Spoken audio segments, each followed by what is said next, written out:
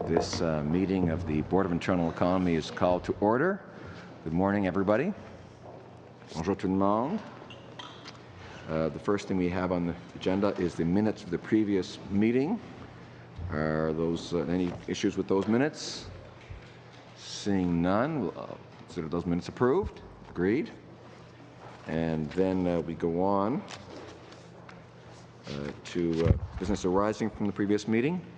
Any business arising that isn't on the agenda? No. Seeing none, we'll go on to number 3, the report from the Joint Interparliamentary Council on the Governance of Parliamentary Associations. As presenters, we have, of course, Bruce Stanton, Member of Parliament, Co-Chair of the Joint Interparliamentary Council, and Colette Labrec-Rial, Clerk Assistant and Director General, International and Interparliamentary Affairs. Thank you, Mr. Speaker, and good morning, everyone. I feel sometimes like I'm here way too often, but appreciate all the good work that you're doing on this, and pleased to be back in respect to a matter, as you know, arising from the NATO Parliamentary Association meeting that was held on October 30th. In responding to your board's request on this matter arising out of your last meeting, the JIC met yesterday afternoon at a public meeting and considered potential responses and frankly resolutions to the concerns that were raised here. And with the help of our clerks and her, with Colette and her team, we were able to put forward and ultimately agree to a resolution that we hope will meet that test. We'll circulate it in a moment. Essentially, it does two things. First of all, it addresses the issue where a motion has been put forward by the association that involves non-confidence in the chair of an association. There would be a neutral chairperson, i.e. one of the two JIC co-chairs would chair that meeting, the deliberations on that particular motion. Secondly, it provides a process of appeal that should a specific number of members wish, and if they felt there was a contravention of the Constitution as it pertained to that particular meeting, with a certain number of days, they could give notice of appeal and have that process taken up by the JIC itself. So if it's possible, we'll just circulate the motion and we'll go through it briefly and be happy to take any questions. I should say while those are being circulated, the JIC did adopt this motion at its meeting yesterday and is prepared to follow through with it. So the motion is that notwithstanding any provision in association constitutions or usual practice, effective upon the adoption of this motion, when a matter relating to the confidence in the chair of an association arises at an association general meeting, the following procedure shall apply. First, A, one of the JIC co-chairs shall preside over the meeting during the consideration of the matter. Secondly, B, 10% of the membership, but no less than 10 members of the association may appeal a decision of the General Assembly relating to the confidence in the chair to the Joint Interparliamentary Council by notifying the Clerk of the Council in writing within 10 sitting days following the meeting of the General Assembly, and such notice shall cite which provision of the association's constitution has been breached. Thirdly, C, the Council shall meet to consider the appeal within 15 sitting days following receipt of this notice. And fourthly, finally, the General Assembly's decision, which is the subject of the appeal, will take effect unless the JIC co-chairs, upon receipt of the notice of appeal, instruct that it be suspended until the appeal is resolved definitively by the JIC. And then in terms of taking effect, that all associations be informed of this new procedure. So that's essentially it in a nutshell. It achieves the two things. This final point I'll just make a brief comment on. There was considerable discussion about the notion of suspending the decision of the General Assembly, and as a compromise we were able to come to an agreement that there would be a stopgap provision there that for example, if the decision taken by the General Assembly was aggrieved by the given number of members, and frankly, if the aspects of the Constitution that were in infraction were sufficiently egregious, the co-chairs could effectively suspend that decision. But they would take a look at that, and the appeal would still go through one way or the other. But there was considerable discussion on whether, in fact, a decision that was taken involving the competence of a co-chair and subsequently appealed, that whether that should, in fact, require that the association decision be essentially suspended until the appeal took place. So I think we resolved that by putting that interim step in place as an option. The JIC chairs would simply review what the appeal was about, look at the substantive aspects of it, and then make a decision as to whether that decision should be suspended or not, pending the appeal. Thank you. Mr. Strahl. Yeah, I would like to thank you, Mr. Stanton, for your leadership on this. I think this is something that certainly our members were looking for, and I believe that it dovetails very nicely with the Speaker's ruling on this matter in the House of Commons. So certainly from my perspective, this gives us the assurance that we need moving forward, that the rights of all members will be taken into account. And I understand the JIC, like this body, operates on a consensus basis, so there would be no, this wouldn't simply be where the majority would have the ability to take a decision that didn't respect the minority, which I think is what, from our perspective, this has been about from the outset. So I want to thank you and the team there for coming forward with a compromise that I think will allow us to move forward in a good way. Thank you for that, and you're right, and this was discussed yesterday as well. In the same way that this board functions, the JIC also does, and the Speaker's rulings, particularly the House Speaker's ruling, was incredibly informative in terms of strengthening, underlining and stating just to what degree the JIC is given authority, frankly, by the two boards here in Parliament, and the responsibility it has to be the regulator should the constitutions of the association fail to provide the kind of fairness that those constitutions should. And so we're there as a secondary stop for that. This ruling was incredibly informative. Ms. Bergen. Thank you, Chair, and thank you as well, Mr. Stanton and Ms. Rail, for the work that you've done on this. My concern, as I articulated a week ago, I think these associations have, by and large, served the purpose for which they have been created, which has been nonpartisan and has been a very positive part of what we do here in Parliament for many, many, many years. And I think this is good. I don't anticipate that we'll see what we saw happen at the end of October, which was disgraceful. I don't think we will see that happen again, hopefully, because we're going to be able to operate like we always have in these situations and not in a partisan way. That doesn't mean that we won't see chairs moved out because the party that they represent is not the party that's in government, and we all understand that happens. But there are rules around that should be respected, and I think that what we're going to see now, even so, the makeup of the JIC and how that is made up, because when we're in government after the next election,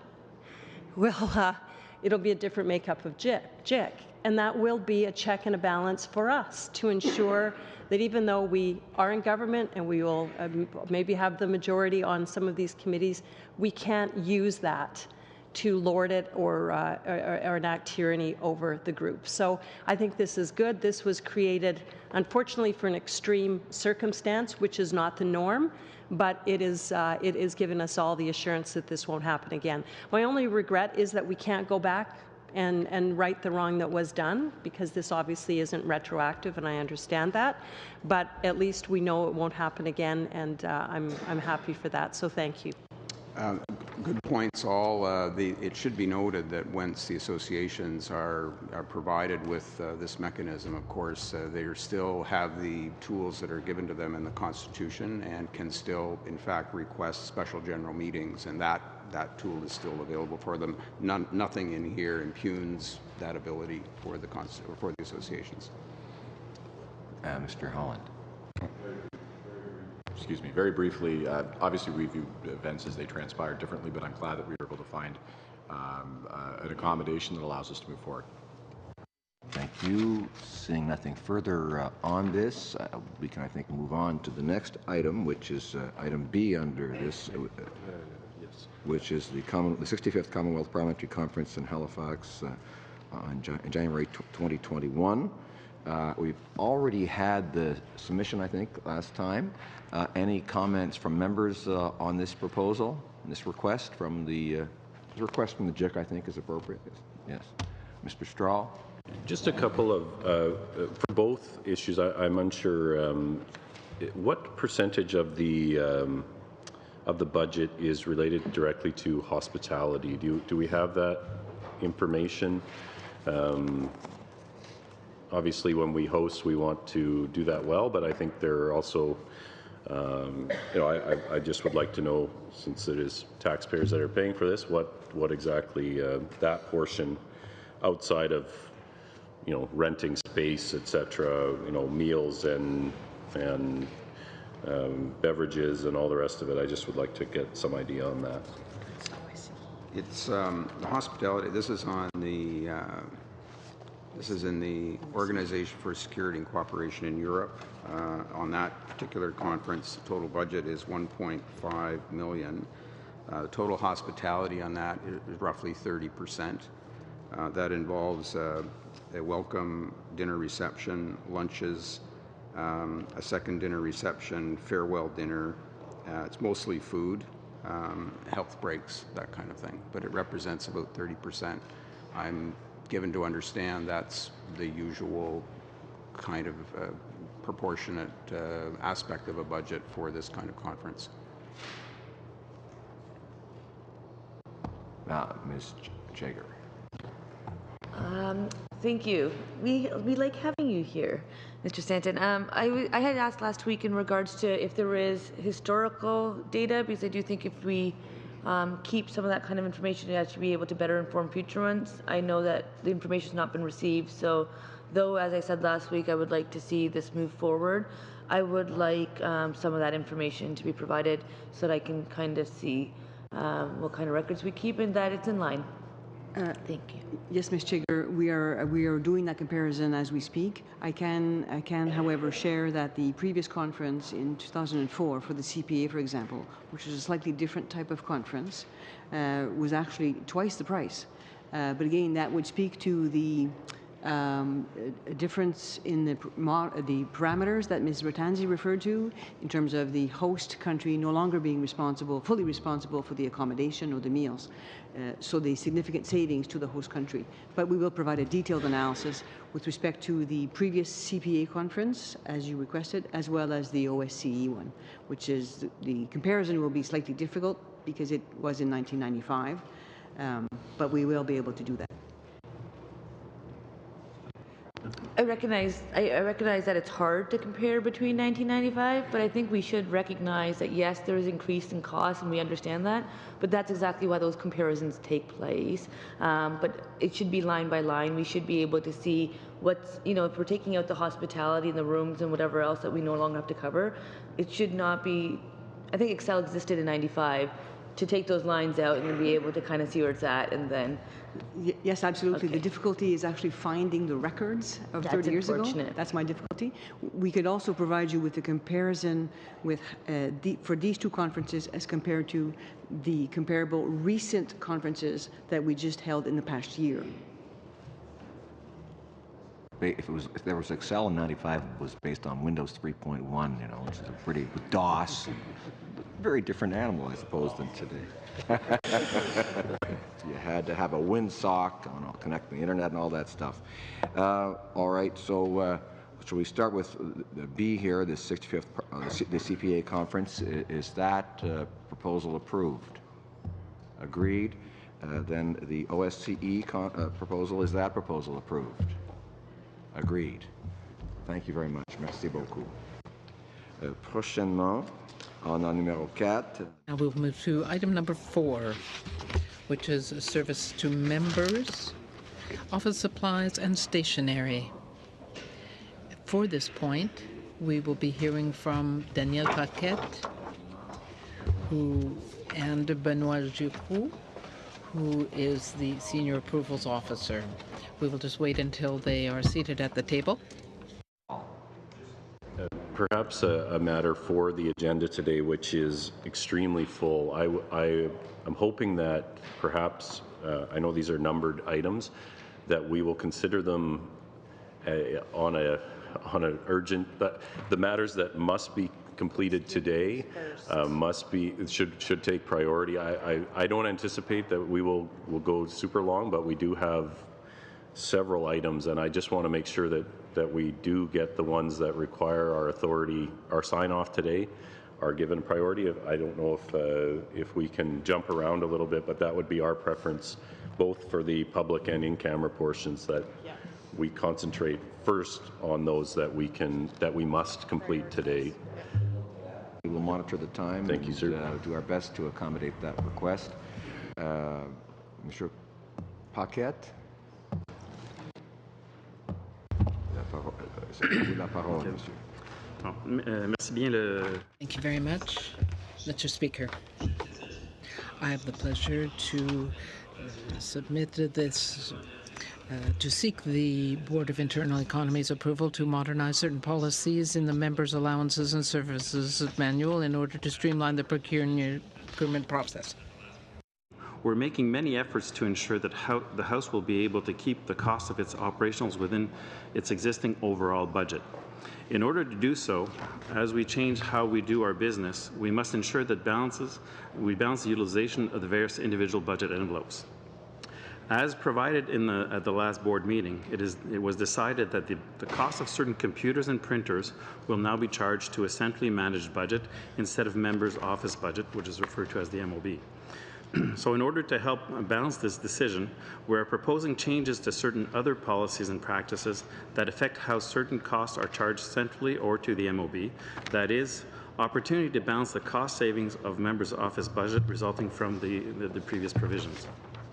Furthermore, this submission also is part of the House Administration's ongoing commitment to ensure excellence in the delivery of services to members.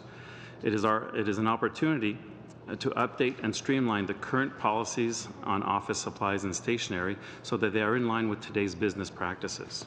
Our objective with the submissions are to ensure discretionary spending incurred by members is applied against the member's office budget, to remove ineffective or restrictive limits that will help reduce some of the administrative burden for members, and to simplify the purchasing process of office supplies and stationery for members. So if I start with the discretionary expenses, which we are proposing should be charged to the member's office budget, donc du papier et des enveloppes sont actuellement. Paper and envelopes are provided to members within pre-authorized limits under the House Administration, but supplementary costs can be incurred by members under their own budgets. Supplies must currently choose among 4 different price lists in the House of Commons stationery catalog, since some basic items are charged to the House Administration's central budgets and others are charged to the MOB. This creates an administrative burden for members and their employees and in the procurement of the day-to-day supplies.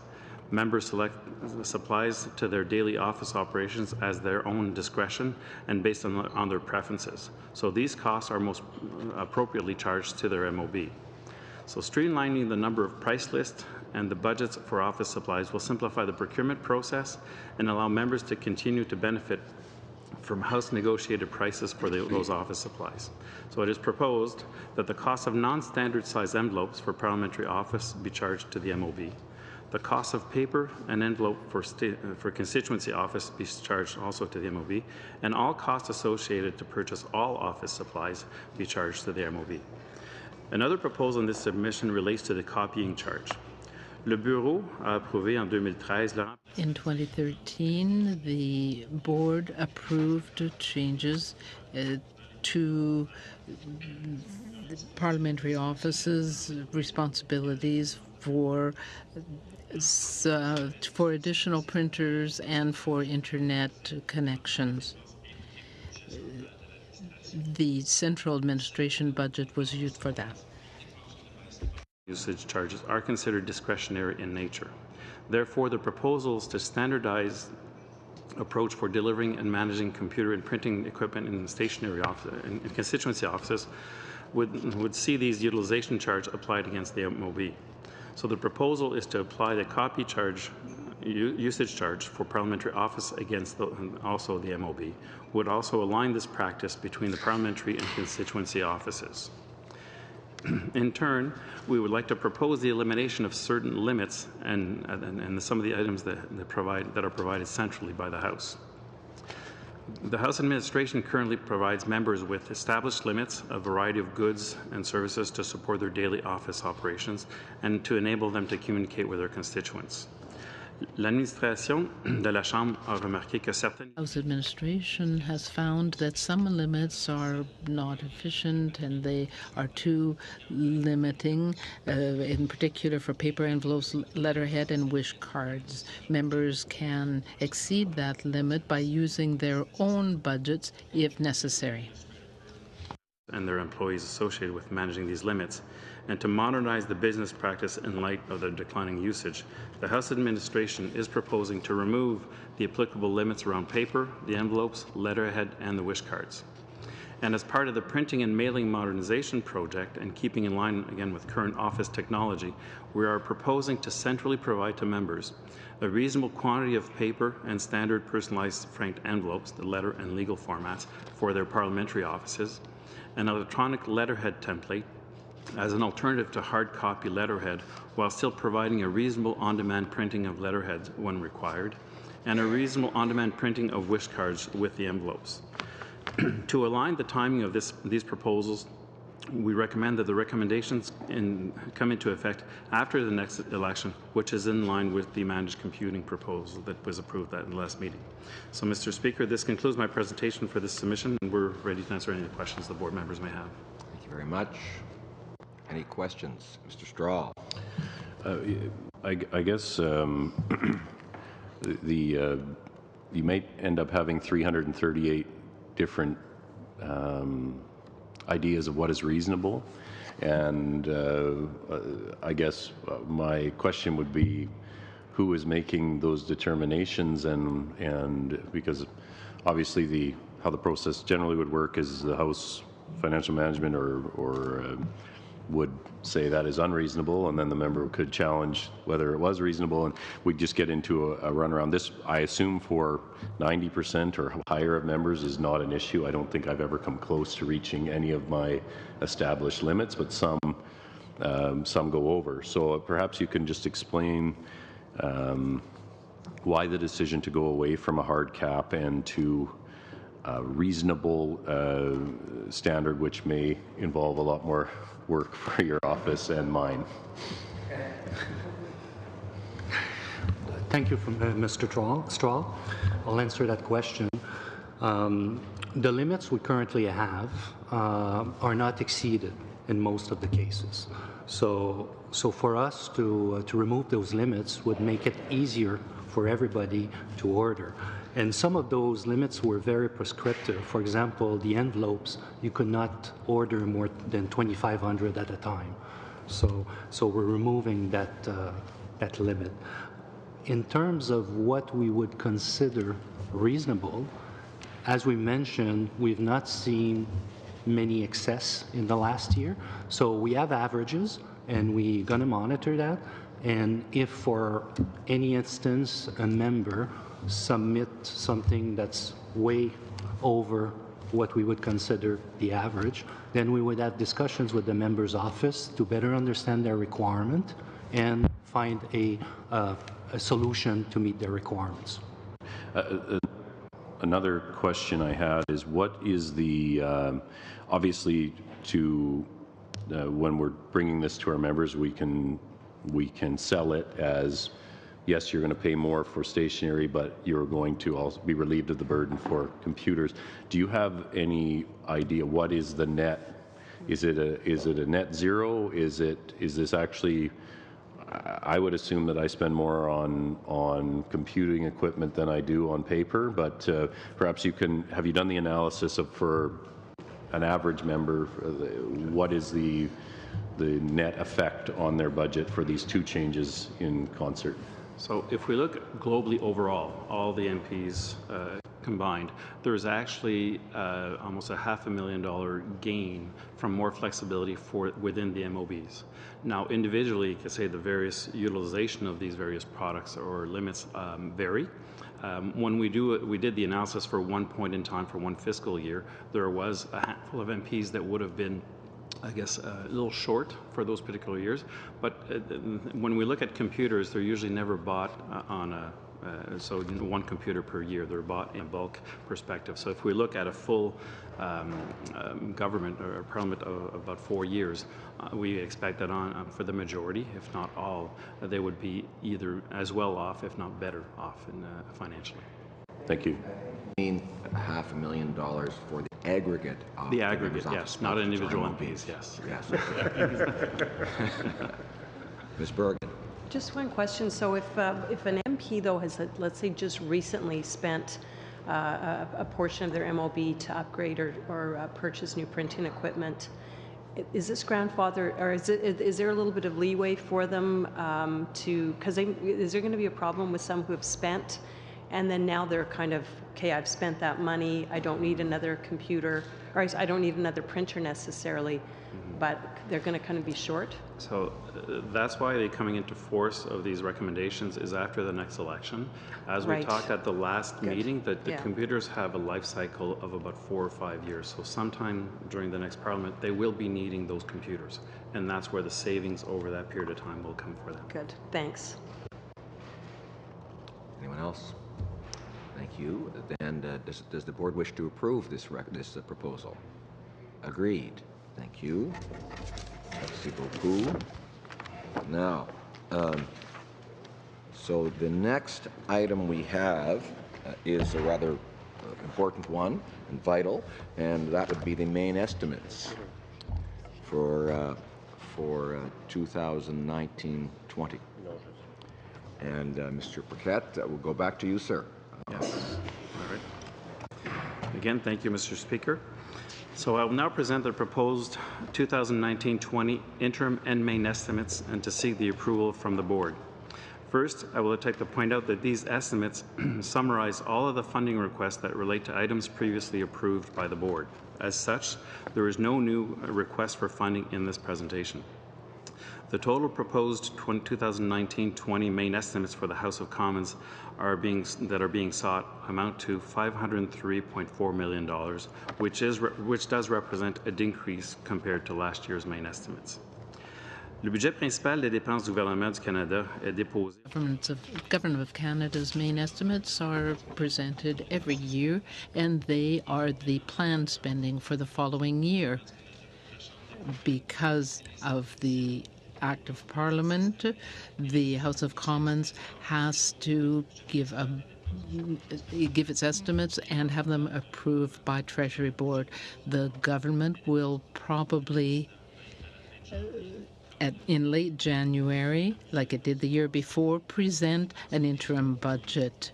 So there are figures here for the first 3 months of 2019. In the estimates, my presentation deals with the whole estimates for 2019-2020. The estimates include voted allocations and statutory allocations. The total is $350 million. It includes the chamber, committees, administration, and parliamentary exchanges. The estimate for initiatives previously approved is $650,000. There is also an inclusion of benefits and pension allocations. various elements making up the main estimates, which do fluctuate. In terms of new funding requests that were added approved during the fiscal year, includes the cost of living increase based on previously approved policies and existing legislation. For example, the office budgets and supplements for members and House officers, as well as the travel status expense accounts, has been increased by 1.5% for a total of $2.4 million. This is in accordance to the adjusted consumer price index.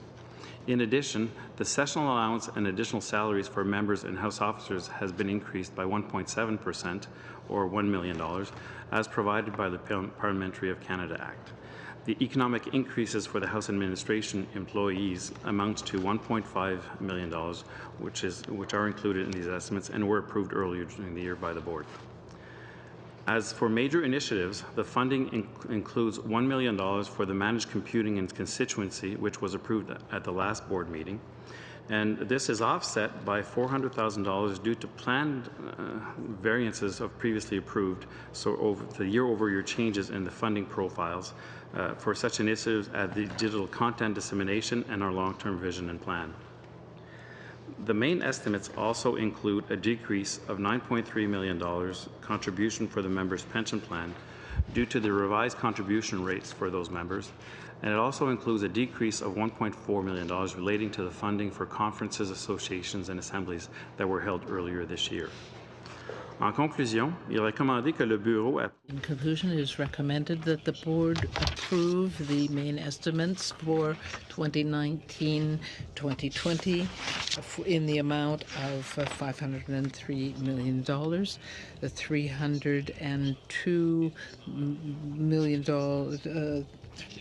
$302 million for the chamber and committees, as well as $87.5 million that will be for the interim budget.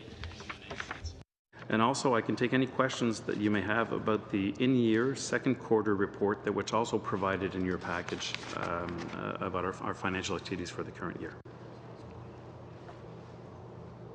Mr. Straw. Mr. Strahl again. I guess my question is, when we look at spending fiscal year, year over year, certainly we've seen the number, I think, since 2014-15, just by my calculation, looks like it's gone up about $80 million over that time. And some of that had to do with, I'm sure, an increased number of members, and then there was also a very large increase to the members' operating budgets, as I recall. I am wondering, has the House of Commons ever been required to, undergo the dreaded strategic and operating review, and when was the last, if so, when was the last time that was done? I guess I just want to make sure there is some effort on some sort of schedule to find efficiencies within the $500 million a year operation. I just wanted to get your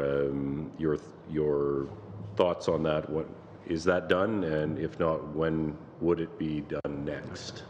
So the last time it was officially done was around the 2011-12 time frame, and there were significant adjustments done at that point. Having reached that threshold of $500 million, I think kind of opened everybody's eyes. And as we're coming for the various submissions coming forward, we really re-challenge ourselves in making sure what is the incremental capacity needed. And if you notice the submissions we came through over the last year, always made sure to address what is the full cost of that new initiative and what the incremental costs we're truly asking for, and what can we absorb within existing capacities. So we are taking that in mind item by item and making sure that we can go forward and justify the size of our current budget and operations. Thank you. Ms. Bergen. Thank you. I was basically going to ask the same thing. I think, right now with the renovations going on, finishing at West Block, we're going to be starting here at Centre Block very soon. And it's interesting how many times when people come and do tours or ask about it, the cost and how things cost so much and seem to always cost more in government than they do in the private sector. And when you look at these numbers, I think it would be really helpful if maybe at some point we could kind of come up with a plan, what is the best way to incentivize savings? And it's a little more difficult here because we aren't the private sector where profit it matters, and where whether we've got shareholders to pay or we have to make a profit for our own benefit. That's not what's driving us here. We don't have that, but what we have to think about is our shareholders, the people we're accountable to, our taxpayers. And I'm not sure, this is, I'm sure, a question that all governments maybe ask themselves.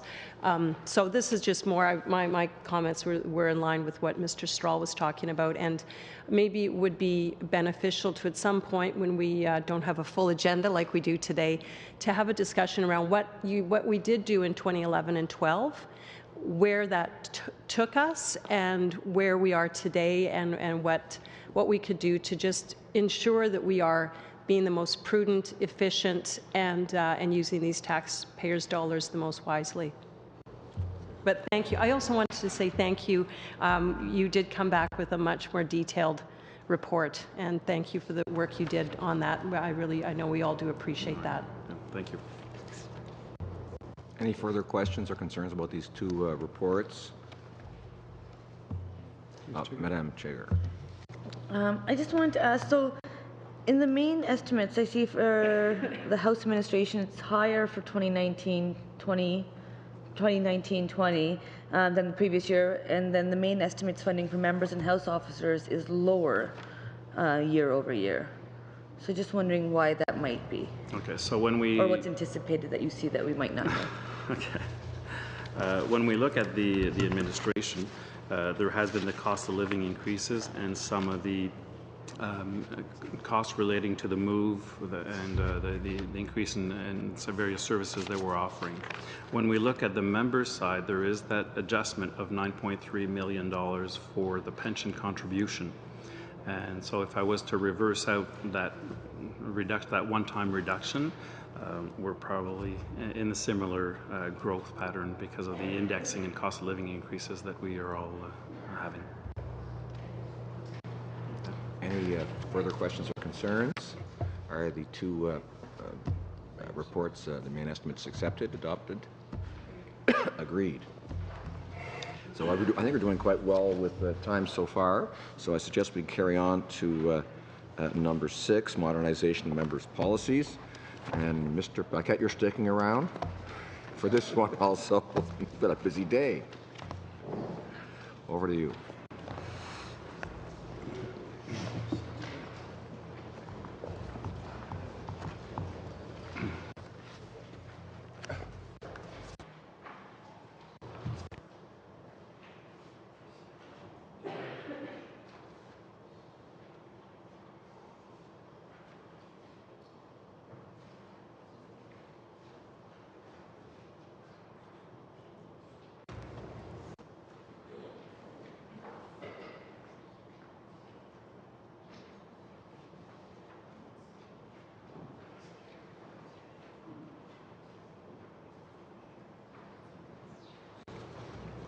All right, so thank you again, Mr. Speaker. So in May of this year, I had appeared before the board to propose several amendments relating to our travel policy and did get the board approval.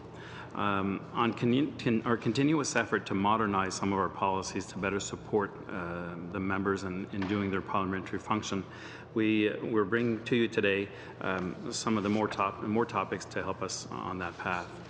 The House Administration recognizes that the challenges faced by members are becoming more and more complex with a modern business practice, and in particular the characteristics of each of the constituency, which required forward-looking and integrated and more flexible policies to move forward. Today's presentation follows up on requests that were made here to the board by members representing large, remote, and sparsely populated constituency to review their policies and recognize that the high cost to serve and represent constituencies and these specific needs. So this is to help discharge some of their functions in those great distances between their borders, atypical or irregular population distributions, and the geographical challenges that limit the transportation alternatives. This is a complex matter for which we have been doing extensive consultation with members, and this submission highlights steps we have already taken to address some of these particular matters, new ones we are proposing today, and we would like to get the board's support on way forward. So I will ask Jose Fernandez, who is with me here, to highlight some of the items in the submission, and then we'll be open for some of your questions.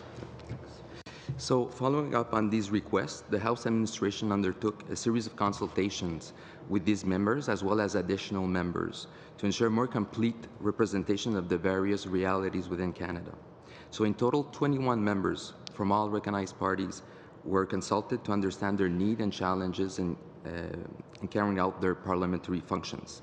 So last May, like Danielle mentioned, the House Administration presented several recommendations for the board's consideration resulting from the consultation process to provide additional flexibility to members in the use of travel resources and to be more responsive to personal circumstances. One particular change that the board approved was to broaden the definition of regular trip to include trips within the constituency and to the provincial territorial capital. So this provided members representing large constituencies access to the full travel points allocation to meet and stay connected with their constituents. So building on these recommendations, the House Administration is proposing further amendments for the board consideration to better enable members to carry out their parliamentary functions. These proposals are meant to recognize the current challenges of members representing large, remote, and sparsely populated constituencies and to ensure equity in the resource allocation for all members. So the first proposal relates to accommodation and per diem expenses. So currently when members travel in the discharge of their parliamentary functions, they may charge their accommodation and per diem meals to the travel status expense account or their member's office budget. So the transportation expenses are charged to the travel point system, which is a House central budget. So the current policies allow also for the reimbursement of accommodation expenses for necessary stops during a trip because of external factors outside the control of the member, such as weather-related problems. So these are involuntary stopovers. So to reach some remote, rural, or northern constituencies, members must deal with long plane trips, often with connecting flights followed by road travel, as some members live far away from the airport. The current policy does not extend the reimbursement of accommodation and per diem expenses for voluntary stopovers that they may incur during these long trips. So to foster safe travel practices without putting unnecessary pressure on the resources provided to members for the discharge of their parliamentary functions, the House Administration proposes to allow, regardless of whether the member is in travel status or not, accommodation and per diem expenses incurred the day before or after a regular trip under special circumstances for the safety and well-being of the member, and that these accommodation per diem expenses be charged against the travel point system, which is the House central budget. Our next proposal is related to accommodation in the constituency. So for members representing northern or remote constituencies, commercial accommodation is often a sporadic commodity. So with so few options, members are often unable to secure commercial accommodation in smaller communities, and they must resort to private accommodation that are offered by residents of those communities, other than the family of the member. But the cost charged to members sometimes exceed the current reimbursement rate for private accommodation, which is set at $50 per night. And in addition, members visiting these remote areas are required to stay at one hotel or private accommodation for at least a week, and they use it as a hub, and they take the opportunity to visit other smaller communities where lodging is often not available. So, however, the current policy limits members to stay in one location for up to 4 consecutive nights. So in order to ensure that all members have access to the same resources regardless of where the constituency is located, the House Administration proposes to amend the current policy to allow members, when in travel status, to claim accommodation expenses up to 7 consecutive nights in each location, and to be reimbursed a reasonable rate for non-commercial accommodation when commercial accommodation are non-existent and receipts are provided. Et maintenant pour les frais d'indemnité dans la circonscription. Now, with respect to meal allowances within the constituency, when members travel right now within 100 kilometers, they are unable to charge for meals and so on. But now they have to be at least 16 kilometers, and right now when they travel in their parliamentary riding more than 16 kilometers, we would like to see them allowed to be eligible for the portion of the per diem allowance for meals when traveling within this constituency other than commuting, if they are more than 16 kilometers from their primary or secondary residence. Now, for satellite telephones, right now, members in some riding don't have the option of using a smartphone or a cell phone, and they must use some kind of communications for security and safety. When it is needed, the House Administration proposes to amend the policy to allow the Chief Financial Officer, in consultation with the Chief Information Officer, to review, assess, and provide for the purchase of satellite phones supported by a written justification from the member as an eligible expense to the House Administration central budget. So the monthly costs, like the data plans, airtime, and long-distance calls, as well as the cost for standard accessories, would be charged to the member's office budget. Right, so in addition to these proposals, the House Administration is also seeking the Board's support to undertake a review of the budget supplements, taking into consideration the evolving needs and requirements of members in the various challenges in particular ridings in order to carry out their parliamentary functions. We will validate the scope of this review with your respective offices before we get started. The House Administration will report back to the Board on the results of this study and make recommendations that may include modification to the member's office budget supplements to ensure relevant and appropriateness while continuing to meet the evolving needs of members. Such recommendations are intended to be brought forward only following the next general election, given the time we would need to do this assessment. So, Mr. Speaker, I'm happy to answer any questions members may have relating to this proposal. Thank you. So there are really two parts to this. One is the proposed adjustments to the current rules, and the second is to have approval to go ahead with the review that you're proposing. Mr. Strahl. Thank you. Just a couple of things. You mentioned non-commercial accommodations, and I believe I heard you say other than family. Is that's already prescribed in the bylaws currently? Yeah, you're right. Okay. Is there anything in this proposal? I have some members that have, for instance, a travel trailer that they might use to get around to their very large constituency, especially in the summer. Obviously, there's additional cost to that. I'm not sure that this would capture that, but non-commercial accommodations, I assume, cannot be something that is a member's own asset. Like, I guess I'm trying to find a way, because this has been brought to my attention before. This is simply for people staying in homes or bed and breakfast. What are we talking about here, and what is included and what would not be? Usually it will be in bed and breakfast, homes, private residence of that nature. When we get to this kind of scenario, I guess the accommodation would be the fee for the campsite and the kilometers, because they are traveling with their personal vehicle. Incremental costs relating to the usage of those assets, we've heard about the situation, but haven't come at this point here with an idea of being able to come forward to the Board with a recommendation to adapt that policy for this. And is there when this is happening, when someone is staying at a friend's place or something like that, is there a paper trail there, or does a member simply say, look, I wasn't at home, I wasn't at a hotel, I'd like $80 please, and We do ask for supporting documentation, and in the And case that the here- friend got the money, not the member? That's right. I mean, I assume that all members are honest and want to make sure that they do this. And we're looking at it right now, the situation we have on file, it's about 300 cases.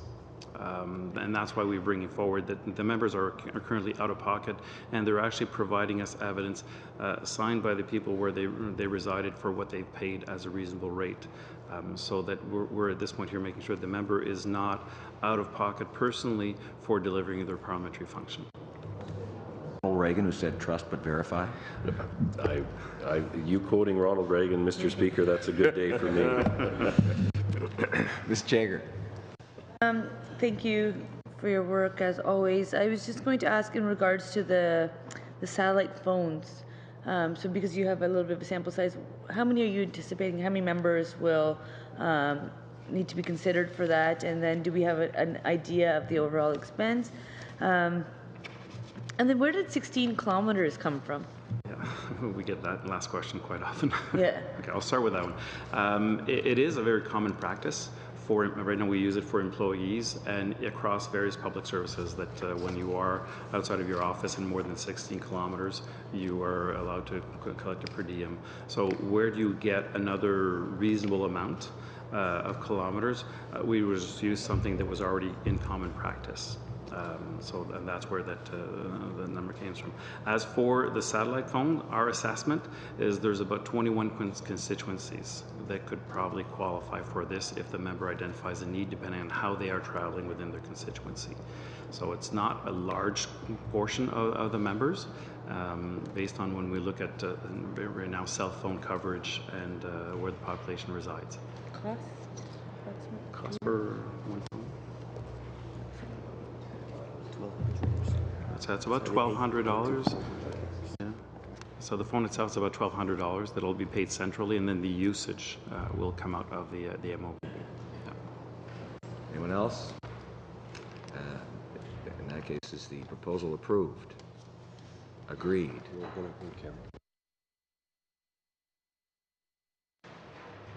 We go in camera. I think that we should note that this is our last, it appears to be our last Board of Internal Economy meeting in this building, for us at least. There'll be future Boards of Internal Economy, I suppose, meeting here in some years, but it's going to be an interesting time and a sad moment to leave, and we're looking forward to the interesting experience of being in West Block, but we'll miss this building, that's for sure. And now we'll take a little break while we go in camera.